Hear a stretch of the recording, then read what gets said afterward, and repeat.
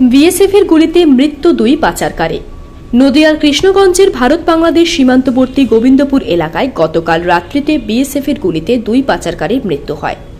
সূত্র মারফত জানা গেছে, গতকাল রাত্রি 12টা নাগাদ বাংলাদেশ থেকে দুই পাচারকারী তার কেটে ভারতে প্রবেশ করার চেষ্টা করলে বিএসএফ তা রোখার চেষ্টা করে।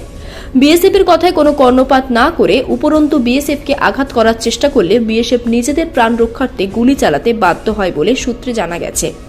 বিএসএফ গুলি চালাতে বাধ্য হলে সেই গুলিতেই মৃত্যু হয় দুই পাচারকারীর।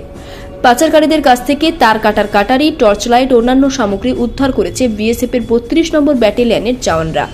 এরপর কৃষ্ণগঞ্জ থানায় খবর দিলে কৃষ্ণগঞ্জ থানার পুলিশ ঘটনাস্থলে পৌঁছয়। পুলিশের পক্ষ থেকে দুই পাচারকারীর মৃতদেহ নিয়ে আসা হয় কৃষ্ণগঞ্জ গ্রামীণ হাসপাতালে।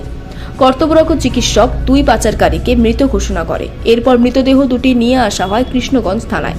আজ ময়না তদন্তের জন্য শান্তিনগর জেলা হাসপাতালে পাঠানো হবে বলে জানা গেছে পুলিশ প্রশাসন সূত্রে।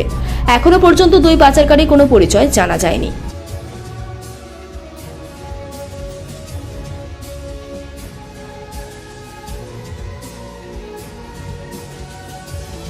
ব্যুরো রিপোর্ট, উত্তরের প্রহরী।